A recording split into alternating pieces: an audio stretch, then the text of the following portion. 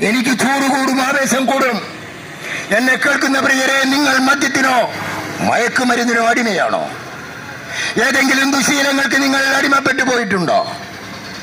വിദ്വേഷത്തിനും വെറുപ്പിനും നിങ്ങൾ അടിമപ്പെട്ടു പോയിട്ടുണ്ടോ? നിങ്ങൾ കടബാധ്യതയിലാണോ? രോഗബാധിതനാൽ നിരാശപ്പെട്ട് കഴിയുകയാണോ? എന്റെ രോഗത്തിന് ഇനി മോചനമില്ല എന്ന് വിചാരിച്ച് നിങ്ങൾ കരയുകയാണോ? സങ്കടപ്പെടുകയാണോ? നിരാശപ്പെടേണ്ട.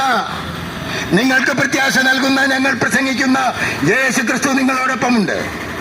നിങ്ങൾ അവരെ നിങ്ങളുടെ ജീവിതത്തിലേക്ക് ക്ഷണിച്ചാൽ നിങ്ങളുടെ ജീവിതത്തിൽ മാറ്റങ്ങൾ സംഭവിക്കും.